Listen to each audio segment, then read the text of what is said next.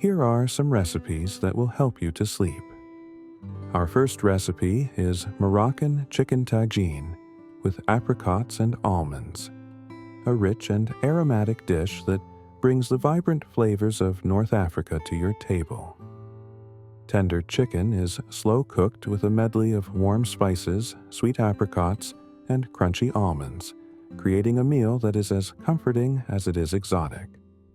Perfect for dinner parties or cozy evenings, this dish pairs beautifully with fluffy couscous or crusty bread. Let's begin. Start by preparing the chicken. You will need 4 bone-in, skin-on chicken thighs and 4 drumsticks. Pat the chicken dry with paper towels and season generously with salt and freshly ground black pepper on both sides. For a leaner version, you can use skinless chicken or substitute with boneless, skinless thighs. Set the chicken aside. Next, prepare the spice mixture. In a small bowl, combine 1 teaspoon of ground cinnamon, 1 teaspoon of ground turmeric, 1 teaspoon of ground ginger, 1 teaspoon of paprika, and 1/2 teaspoon of ground cumin. This fragrant blend of spices forms the heart of the dish, adding depth and warmth to the tagine. Heat 2 tablespoons of olive oil in a large, heavy-bottomed skillet or tagine over medium heat. Once the oil is hot, sear the chicken pieces in batches, skin side down, for 4 to 5 minutes, or until golden brown. Turn the chicken over and sear for an additional 2 to 3 minutes. Remove the chicken from the skillet and set it aside on a plate. In the same skillet, reduce the heat to medium-low and add 1 finely chopped onion and 3 minced garlic cloves. Sauté for 3 to 4 minutes, or until the onion is softened and translucent. Add the prepared spice mixture and cook for an additional 1 to 2 minutes, stirring constantly until the spices are fragrant. Return the chicken to the skillet, arranging it in a single layer. Add 2 cups of chicken broth, 1 cup of canned diced tomatoes with their juices, and 1/4 cup of honey. Stir gently to combine, ensuring the chicken is partially submerged in the liquid. Bring the mixture to a simmer, then reduce the heat to low. Cover the skillet with a lid and let the chicken cook for 30 minutes. While the chicken simmers, prepare the apricots and almonds. In a small bowl, soak 1/2 cup of dried apricots in warm water for 10 minutes to soften them. Drain the apricots and cut them into halves or quarters, depending on your preference. Toast 1/4 cup of sliced almonds in a dry skillet over medium heat for 2 to 3 minutes, stirring frequently until golden and fragrant. Set the apricots and almonds aside. After 30 minutes of cooking, add the apricots to the chicken and stir gently to combine.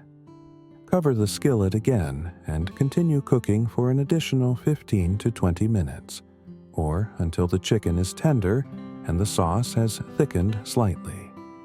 If the sauce becomes too thick, add a splash of chicken broth or water to adjust the consistency. To finish the dish, sprinkle the toasted almonds and a handful of chopped fresh cilantro or parsley over the chicken. This adds a burst of color and freshness that complements the rich flavors of the tagine. To serve, spoon the chicken and sauce over a bed of fluffy couscous or basmati rice. Garnish with additional cilantro or parsley and a wedge of lemon for a bright, tangy touch.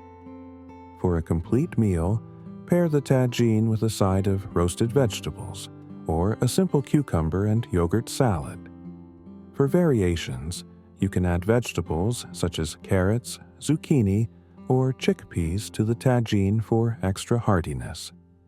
You can also swap the dried apricots for golden raisins or dried figs for a slightly different flavor profile. If you prefer a spicier dish, add a pinch of cayenne pepper or a chopped chili to the spice mixture. Leftovers can be stored in an airtight container in the refrigerator for up to 3 days. Reheat gently on the stovetop or in the microwave, adding a splash of broth if needed to refresh the sauce. Moroccan chicken. Tagine with apricots and almonds is a feast for the senses, combining tender, juicy chicken with the sweetness of dried fruit and the crunch of toasted nuts. Whether you're introducing your family to new flavors or treating guests to an unforgettable meal, this dish is sure to impress and delight. Our second recipe is butternut squash and sage ravioli, a delightful combination of creamy, sweet squash and earthy sage enveloped in delicate pasta. This dish is perfect for a cozy dinner or an impressive meal for guests. Topped with a nutty browned butter sauce, it's a harmonious blend of comforting flavors and elegant presentation. Let's begin. Start by preparing the butternut squash filling. You will need 1 medium butternut squash, peeled, seeded, and cut into small cubes. Spread the cubes on a baking sheet lined with parchment paper. Drizzle with 2 tablespoons of olive oil and season with salt and freshly ground black pepper. Roast in a preheated oven at 400 degrees Fahrenheit, 200 degrees Celsius, for 25 to 30 minutes, or until the squash is tender and slightly caramelized. Once the squash is roasted, transfer it to a bowl and mash it with a fork, or blend it in a food processor until smooth. Let it cool slightly, then mix in 1/2 cup of ricotta cheese, 1/4 cup of grated Parmesan cheese, and 1/4 teaspoon of ground nutmeg. Taste the filling and adjust the seasoning with additional salt or pepper if needed. Set the filling aside. Next, prepare the pasta dough. In a large mixing bowl or on a clean work surface, combine 2 cups of all-purpose flour and a pinch of salt. Make a well in the center and crack in 3 large eggs. Using a fork, beat the eggs lightly, then gradually incorporate the flour from the edges until a dough begins to form. Knead the dough for 8 to 10 minutes, or until it is smooth and elastic. If the dough is too dry, add a teaspoon of water at a time. If too sticky, add a sprinkle of flour. Wrap the dough in plastic wrap and let it rest for at least 30 minutes. While the dough rests, prepare the sage butter sauce. In a small saucepan, melt 1/2 cup, 1 stick, of unsalted butter over medium heat. Add 8 to 10 fresh sage leaves and cook until the butter turns golden brown and the sage becomes crisp, about 3 to 4 minutes. Remove the saucepan from the heat and set it aside. After the dough has rested, divide it into 4 portions. Roll out each portion into a thin sheet using a pasta machine or rolling pin, aiming for about 1/16 inch thick. Lay 1 sheet on a floured surface and place small spoonfuls of the squash filling, about 1 teaspoon each, in a row, leaving about 1 inch of space between each dollop. Brush the edges of the pasta sheet and between the filling mounds with a beaten egg to help seal the ravioli. Place a second sheet of pasta over the first, gently pressing around each mound of filling to remove air and seal the edges. Use a ravioli cutter, knife, or round cookie cutter to cut out individual ravioli. Press the edges firmly to ensure they are sealed. Repeat with the remaining pasta and filling. Bring a large pot of salted water to a gentle boil. Carefully drop the ravioli into the pot in batches, cooking for 2 to 3 minutes or until they float to the surface. Use a slotted spoon to transfer the cooked ravioli to a plate. To serve, drizzle the sage butter sauce over the hot ravioli and garnish with additional grated Parmesan cheese and a sprinkle of freshly ground black pepper. The crisp sage leaves add both flavor and texture, while the browned butter enhances the nutty, savory notes of the dish. For variations, you can add crumbled cooked bacon or toasted pine nuts as toppings for extra richness and crunch. If you prefer a lighter sauce, substitute the browned butter with a simple olive oil drizzle infused with garlic and herbs. For a vegan version, use dairy-free ricotta and butter alternatives, and substitute the egg wash with water or plant-based milk. Leftovers can be stored in an airtight container in the refrigerator for up to 2 days. Reheat gently in a skillet with a splash of butter or olive oil to maintain the delicate texture of the pasta. Butternut squash and sage ravioli is a satisfying dish that strikes the perfect balance between sweet and savory. Whether you're making it for a special occasion or a comforting weeknight meal, this recipe is sure to bring warmth and joy to your table. Our third recipe is crispy skin salmon with miso glaze, a dish that combines the delicate flavor of salmon with the umami richness of miso. This recipe is perfect for a weeknight dinner or an elegant meal, offering a balance of crispy texture, savory glaze, and flaky fish. Let's begin. Start by selecting your salmon. You will need 4 salmon fillets, about 6 ounces each, with the skin on. The skin helps protect the fish as it cooks and adds a delicious crispy texture when prepared properly.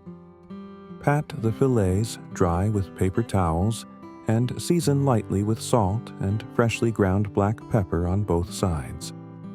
Let the salmon come to room temperature for 10 minutes before cooking.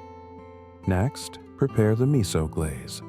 In a small bowl, whisk together 2 tablespoons of white miso paste, 1 tablespoon of soy sauce, 1 tablespoon of rice vinegar, 1 tablespoon of honey, 1 teaspoon of sesame oil, and 1 teaspoon of grated fresh ginger.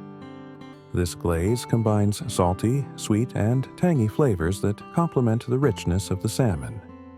Heat a large non-stick skillet over medium-high heat and add 2 tablespoons of vegetable oil.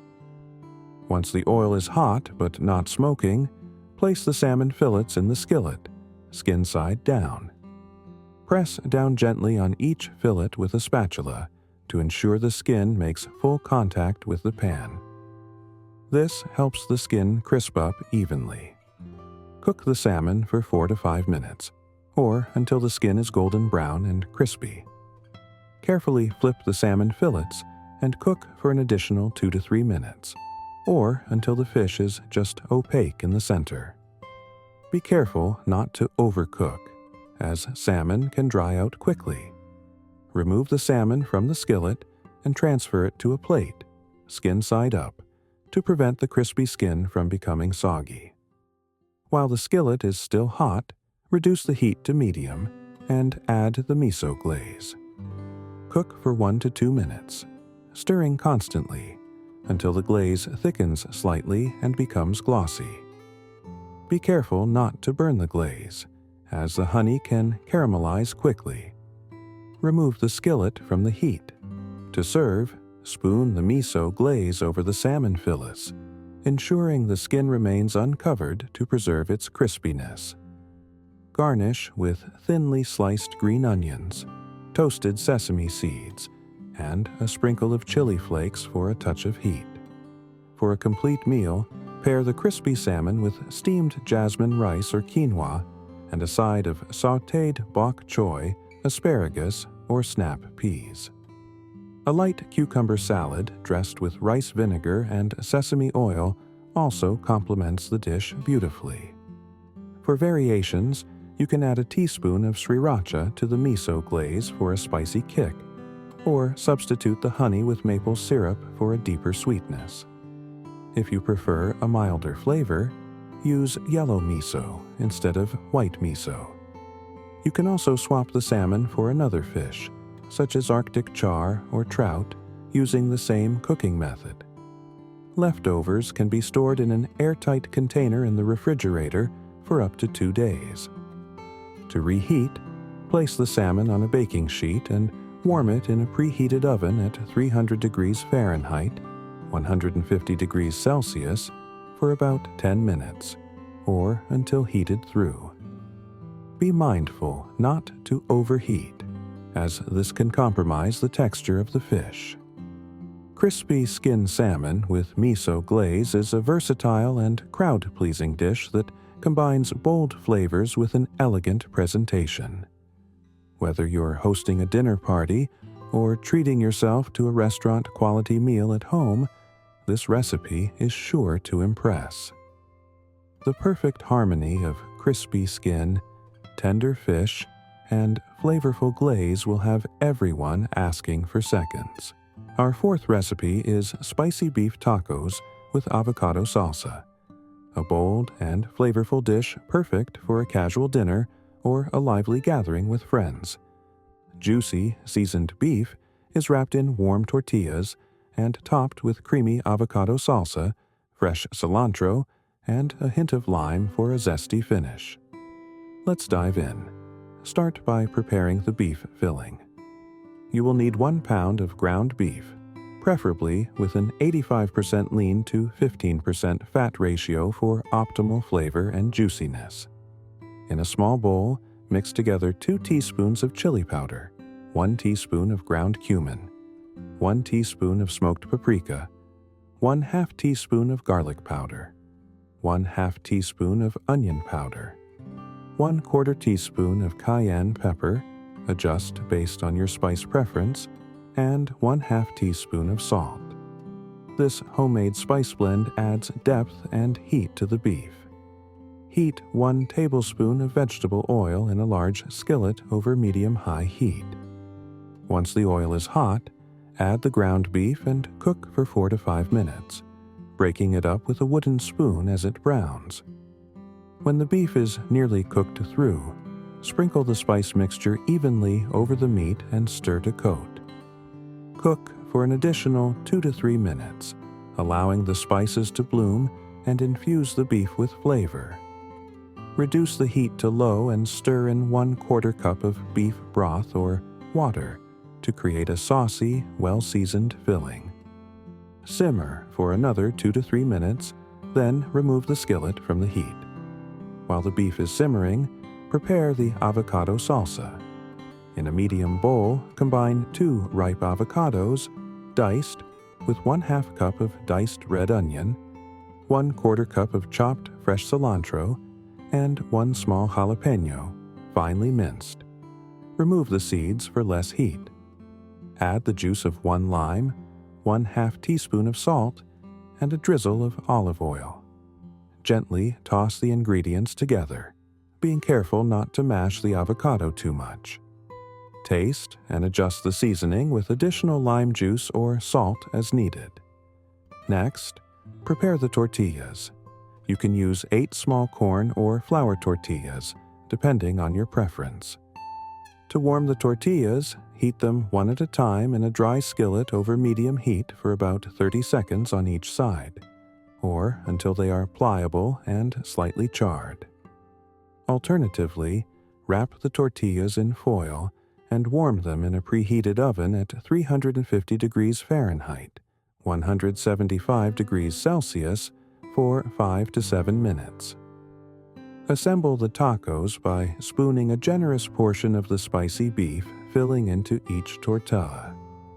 Top the beef with a dollop of avocado salsa, a sprinkle of crumbled queso fresco or shredded cheddar cheese, and a few leaves of fresh cilantro. For an extra layer of flavor, drizzle with your favorite hot sauce or a squeeze of lime. For a complete meal, serve the tacos with sides like Mexican-style rice, black beans, or a crisp cabbage slaw.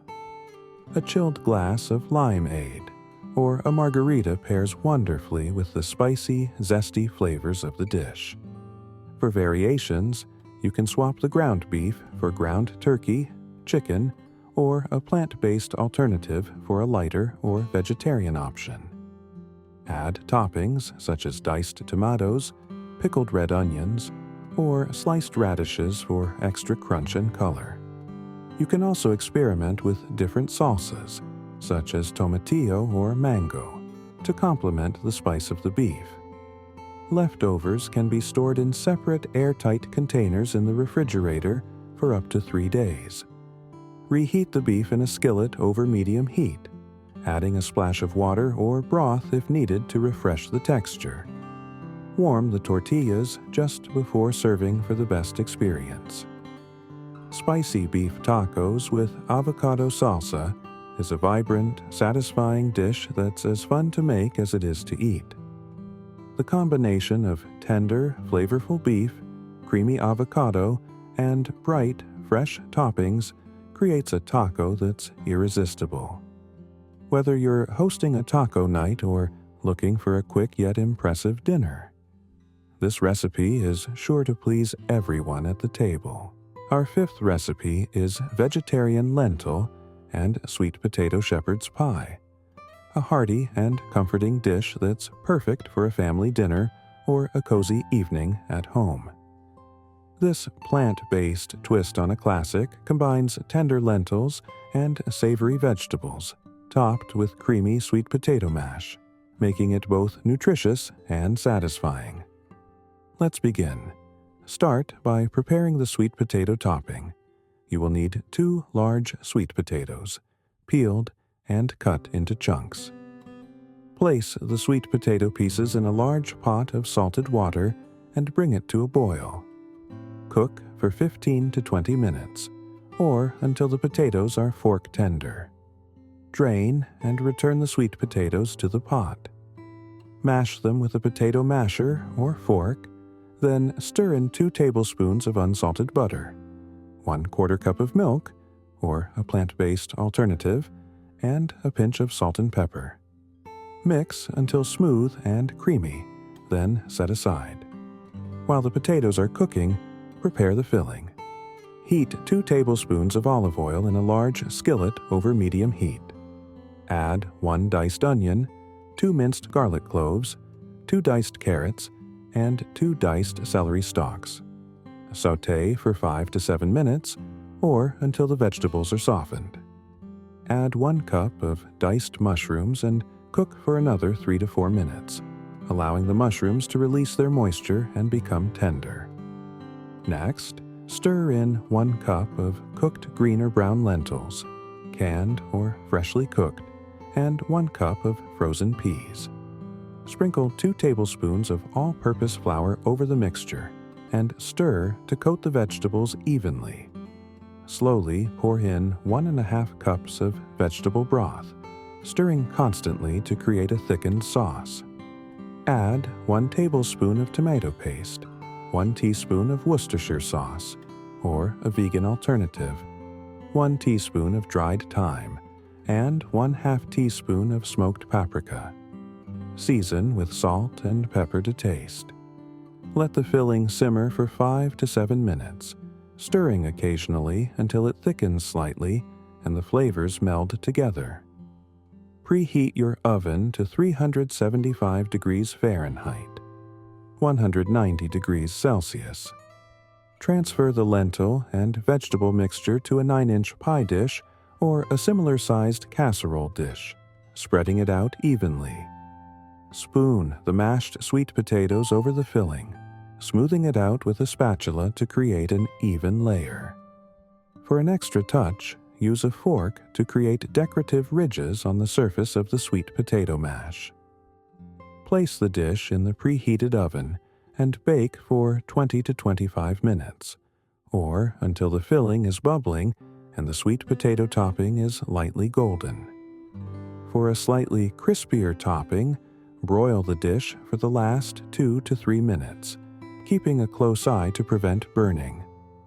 Once baked, remove the shepherd's pie from the oven and let it rest for 5 to 10 minutes before serving. This allows the filling to set and makes it easier to slice. To serve, garnish the dish with freshly chopped parsley or a sprinkle of paprika for a pop of color. Pair it with a simple green salad or steamed green beans for a balanced meal.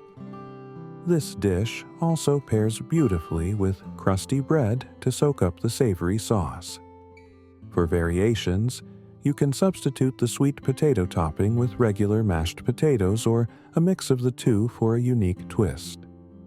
You can also experiment with additional vegetables, such as zucchini or parsnips, or add a handful of fresh spinach to the filling for extra greens. For a spicy kick, add a pinch of chili flakes or cayenne pepper to the filling. Leftovers can be stored in an airtight container in the refrigerator for up to 3 days. Reheat individual portions in the microwave, or warm the entire dish in a preheated oven at 350 degrees Fahrenheit, 175 degrees Celsius, for about 15 to 20 minutes until heated through. Vegetarian lentil and sweet potato shepherd's pie is a wholesome and delicious dish that combines comforting flavors with a nutritious twist.